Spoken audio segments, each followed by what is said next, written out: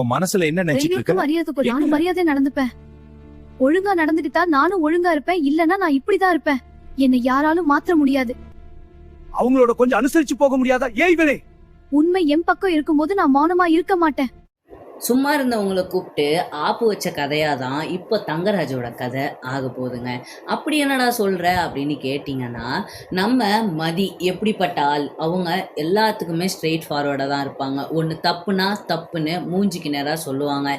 So இந்த waste எடுத்து வைக்கிற சாப்பிட்ட வேஸ்ட் எடுத்து வைக்கிறதுக்கே நம்ம மதிக்கு சுத்தமாக பிடிக்கல. ஸோ அவங்க என்ன பண்ணாங்க, ஒரு கிண்ணத்தில் தான் வைக்க சொன்னாங்க. அதுவுமே அந்த வீட்டு ஆளுங்களுக்கு தப்பாக தான் போச்சு. யாரும் அதை நீங்களே எடுத்துகிட்டு போய் குப்பையில் போடுங்கன்னு சொல்லலை. ஒரு கிண்ணம் வச்சுட்டு வேஸ்ட்டை அந்த கிண்ணத்தில் வையுங்கன்னு மட்டும்தான் சொன்னாங்க. அந்த மாதிரி இருந்தால் நம்ம மதி. ஸோ இப்போது இந்த தங்கராஜ் வந்து மதியை கூப்பிட்டு வந்தது ரொம்ப பெரிய தப்புங்க. இந்த தங்கராஜ் வந்து அவங்க வீட்டையும் அப்புறமா அவங்க பொண்டாட்டியவும் அதிகாரம் பண்ணுற அந்த விஷயம் இருக்குது பார்த்தீங்களா, அது தெரிஞ்ச உடனே மதிக்கு வந்து ரொம்ப கோவம் வந்துடும். ஸோ அவங்க வீட்டில் என்ன வேலை பண்ணிக்கிட்டு இருந்தாங்களோ அதை கன்ஃபார்மாக அவங்க இங்கேயும் பண்ணுவாங்க. ஒழுங்கு மரியாதையாக திருந்துற வழியை பாருங்கள். நீங்கள் கட்டிட்டு வந்துட்டீங்கன்னா உங்கள் பொண்டாட்டி உங்களுக்கு ஒன்றும் அடிமை கிடையாது. அவங்க உங்கள் பொண்டாட்டி, அவங்களும் ஒரு பொண்ணு தான், அவங்களுக்கும் சுதந்திரம் இருக்குது அப்படின்னு பேச ஆரம்பிச்சிருவாங்க.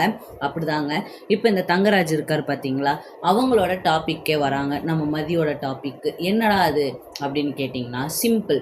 இந்த சுரேஷ் கிட்ட ஏன் நீ சண்டை போட்டுக்கிட்டே இருக்க, எதுக்காக, ஏன், என்ன, நீ ஏன் போலீஸ் ஸ்டேஷனுக்கு போன, இப்படிலாம் கேட்குறாங்க. இப்படி கேட்ட உடனே மதி என்ன சொல்கிறாங்கன்னா, அது ஏன் இஷ்டம், நான் போகிறேன், உங்களுக்கு என்ன வந்துச்சு? நான் போனதுக்கு காரணம் சிம்பிளுங்க. அவர் எனக்கு ஃபோன் பண்ணி கண்டபடி பேசுகிறாரு, என்னை கொன்னுருவன் வேற மிரட்டுறாரு. நான் சும்மா தான் இருந்தேன், எந்த வம்பு தும்புக்கும் போக வேண்டாம், அவராக வந்து கூப்பிட்டா வீட்டுக்கு போகலாம் அப்படின்னு தான் இருந்தேன். ஆனால் எனக்கே ஃபோனை போட்டு என்னையே கொன்னுருவாராமா, இதுக்கப்புறம் ஏதாவது பண்ணால் என்னையே திட்டிடுவாராமா, என்னை ஒரு கேவலமான பொம்பளைன்றாரு, அவர் இஷ்டத்துக்கு பேசுகிறாரு.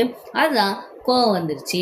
போவோம், ஒரு எஸ்ஐ என்ன முடிவு எடுப்பாரோ அதையே நம்ம அவர்கிட்டே போய் கேட்போம். இந்த மாதிரி ஒரு பொண்டாட்டியே வீட்டை விட்டு துரத்துனா என்ன தண்டனை, ஃபோன் பண்ணி திட்டினா என்ன தண்டனை, இது எல்லாத்தையும் கேட்டேன். அவரால் பேசவே முடியல, நாக்கு பிடுங்கின மாதிரி உட்காந்துட்டு இருந்தார். நல்ல வேலை இன்ஸ்பெக்டர் வந்தார், நம்மளுக்கு எல்லாம் சாதகமாக முடிஞ்சது அப்படின்னு சொல்கிறாங்க. ஸோ இதை கேட்டுட்டு தங்கராஜ், ஏமா உன்னால் அட்வைஸ் பண்ணிட்டு போகவே முடியாதா, சாரி அட்ஜஸ்ட் பண்ணிட்டு போகவே முடியாதா அப்படின்னு கேட்ட உடனே நம்ம மதிக்கு திரும்பவும் கோவம் வந்துருச்சு. நான் எதுக்காக அட்ஜஸ்ட் பண்ணணும், தப்பு பண்ணது நான் தப்பு பண்ணவே கிடையாது, அப்புறம் என்ன டேஷுக்கு நான் அட்ஜஸ்ட் பண்ணணும் அப்படின்னு கேட்குறாங்க. இந்த டேஷ்ன்னு சொன்ன உடனே அவருக்கு பக்காவாக கோவம் வந்துருச்சு, பயங்கரமாக கோவம் வந்துருச்சு. அவர் எப்படி ரியாக்ட் பண்ணுறாருன்னா, என்ன நீ என்கிட்டே எப்படி பேசிக்கிட்டு இருக்க, நீங்கள் கேட்டதுக்கு நான் பதில் சொன்னேன், அவ்வளோதான், அதோட வேறு எதுவும் நீங்கள் என்கிட்ட கேட்காதீங்க அப்படின்னு சொன்ன உடனே அந்த தங்கராஜோட பொண்டாட்டி வந்துட்டாங்க. ஸோ அவங்க உள்ளே வந்துட்டு, ஏங்க நம்ம அவளை இங்கே கூப்பிட்டு வந்தது காரணம் என்ன, அவள் ஃப்ரீயாக இருக்கட்டும்னு, வாங்க ப்ளீஸுங்க வாங்க வெளியே போயிடலாம் அப்படின்னு சொல்லி அவங்கக்கிட்ட ஏதோ போராடி தங்கராஜை வெளியே கூப்பிட்டு போகிறாங்க. அண்ட் மதி இதோடு நிற்க போகிறது கிடையாதுங்க. தங்கராஜை ஒரு வழி பண்ணி விட்டு தான் அந்த வீட்டை விட்டு வெளியே வருவாங்க. நீங்கள் என்ன நினைக்கிறீங்க அதை கமெண்ட்ஸில் சொல்லுங்கள். ஸோ தேங்க்யூ ஃபார் வாட்சிங் ஃப்ரெண்ட்ஸ்.